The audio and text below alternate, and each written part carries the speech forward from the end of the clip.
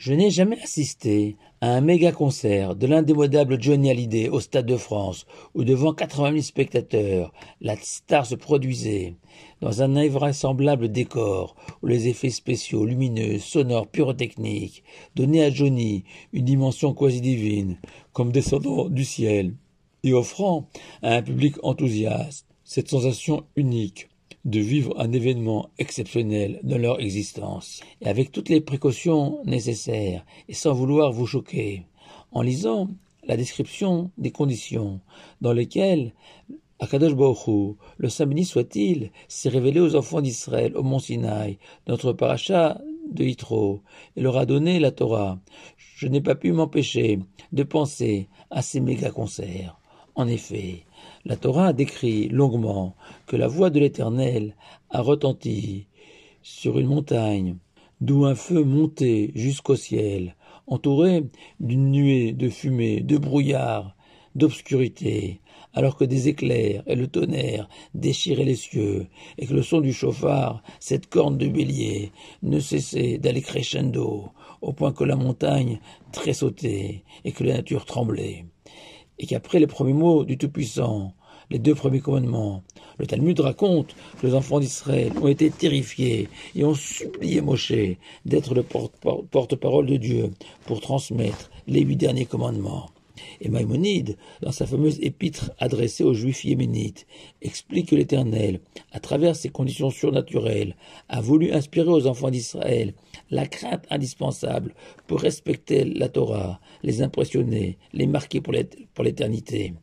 Et c'est le sens de l'injonction tirée du livre de Devarim que certains lisent tous les jours. Garde-toi et garde ton âme avec soin, de peur que tu n'oublies les choses qu'ont vues tes yeux, et fais-les connaître à tes enfants et à tes petits-enfants, le jour où tu t'es tenu devant Dieu, à Chorev, autre nom du mont Sinaï. Et Rabbi Yehuda Halevi, dans son ouvrage, le Kuzari, rajoute qu'il nous incombe à chacun de s'imaginer et de tenter de matérialiser la scène du don de la Torah, afin de s'en pénétrer tout au long de notre existence. Mais les chassidim, dans l'esprit de notre introduction, expliquent que ce feu, ce tonnerre, ces éclairs, ce chauffard doivent insuffler en nous l'enthousiasme indispensable pour vivre la Torah avec joie, et non pas comme un fardeau ou un devoir. Prier, étudier, donner de soi avec la ferveur d'un homme conscient du privilège exceptionnel d'avoir été convié par Dieu à cette cérémonie unique du don de la Torah. Et notre paracha raconte qu'à l'occasion de ce don de la Torah, Vechol Ha'am Roim et Hakolot, tout le peuple d'Israël a vu les sons, désignant ici le son de la voix de l'Éternel, selon Rashi. Tout simplement impossible, physiquement parlant, de voir une voix, un son.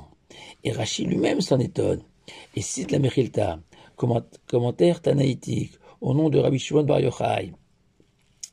qu'à l'occasion du don de la Torah, le peuple d'Israël a dépassé le niveau de la nature humaine et a été capable de voir ce qui normalement peut seulement s'entendre. Pour les auditeurs fanats de science, il est possible de faire appel à 2 phénomènes naturels que les scientifiques modernes ont mis à jour pour expliquer comment les enfants d'Israël ont vu des sons.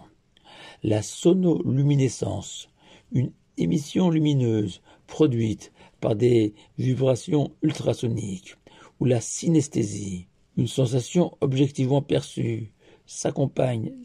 d'une ou plusieurs sensations supplémentaires, qui chacune peut constituer un embryon seulement d'explication scientifique à cette vision des sons. Le Hadar Zekenim, ouvrage rédigé au Moyen-Âge par les auteurs des Tosafot sur le Talmud, s'appuie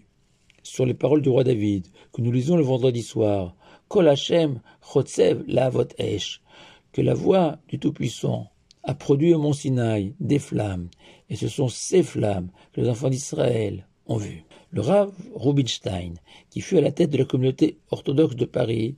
de la rue Pavée, au siècle passé, explique, lui, que le sens de cette vision est le suivant. Les enfants d'Israël, en appliquant et en exécutant les ordres du Tout-Puissant, ont vu combien ces commandements étaient pleins de sens, que ce soit le Shabbat, que ce soit la cacheroute. Et mon ami, Michael Shemama,